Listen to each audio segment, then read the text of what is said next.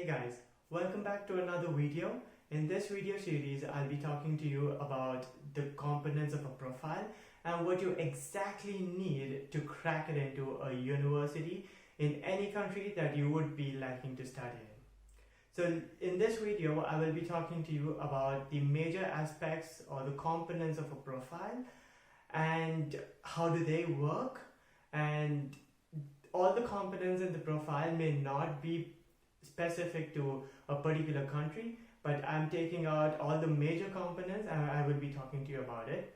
If you wish to see more such videos specific to a country, then please feel free to subscribe to my channel so that you'll be notified when I post those videos. So let's dive straight into this video. There are 7 to 8 major components of a profile, and I'll be talking to you in brief about each of them. So the first of them is going to be an undergraduate score.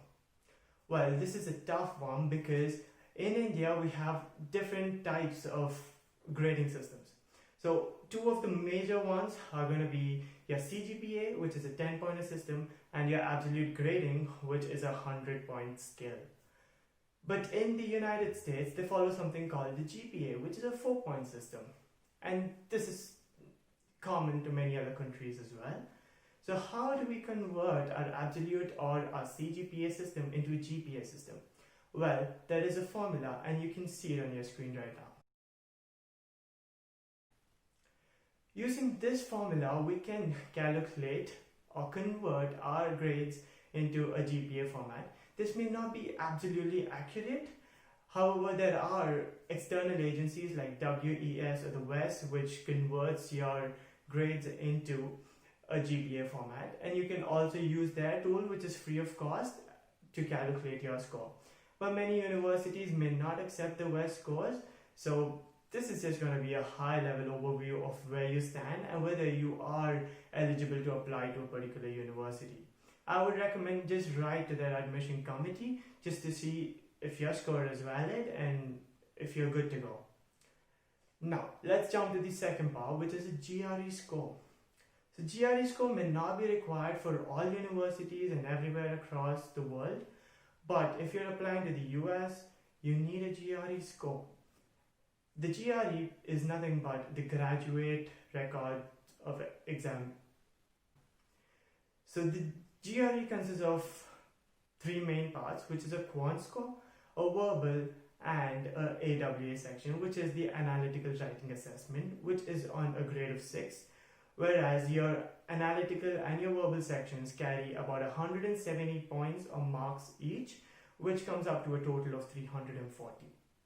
The university expects you to have a GRE score above the average, so that would mean that you are good enough to apply and you might most possibly get an admit if you have a great GRE score. I would recommend you to have anything about 300, which is a decent GRE score, and it could get you into many of the average universities in the country. The more GRE score you have, the more edge you have. Easy as it is.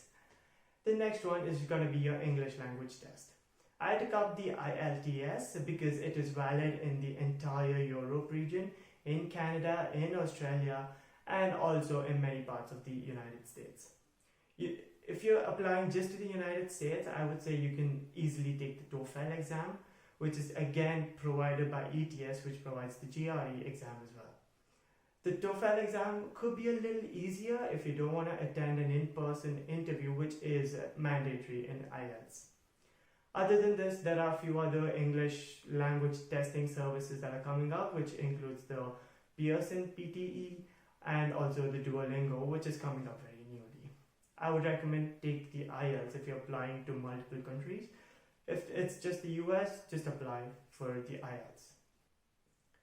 Then comes your SOP, which is the statement of purpose. The statement of purpose could be of 2 types. One could be an essay, which ranges from 500 to 2000 words or up to 2 pages in length. And the other could be a video essay. For instance, we have the University of Washington, which is the W. Foster School of Business. So they need you to upload a 1 to 2 minutes video SOP. or even the University of Cincinnati for the MS in IELTS program asks you to upload a video SOP.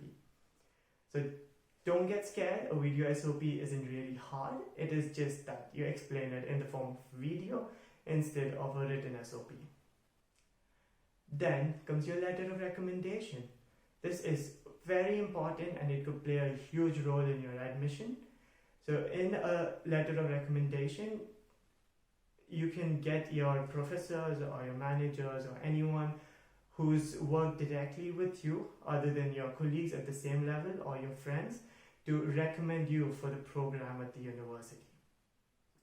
So a letter of recommendation will be written maybe by you or by them, and it is usually uploaded by them in the portal that is provided by the university, whereas you as an applicant can only give their details.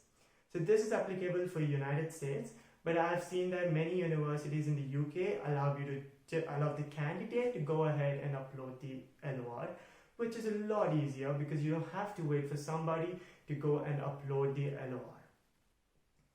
And lastly, you have your resume, which also plays a vital role, and just make sure that you put all the important points in the resume and just keep it short, keep it 1 page long. So it's easy for the university's admission council to just sit and get their head around who you are as a person and decide if you deserve an admit. If you're a PhD candidate, you might also have to be concentrating on your research work, your papers, what kind of work you've done. So this could be a bigger process. I'm not very aware of what happens with a PhD candidate, but I'll do my research and maybe make a video in the future. So if you're a PhD student or if you're anyone who wants to go abroad for masters, subscribe to my channel so you'll be aware of the videos I post and also the process that is involved in applying to universities. So thank you for watching this video and watch out the space for more.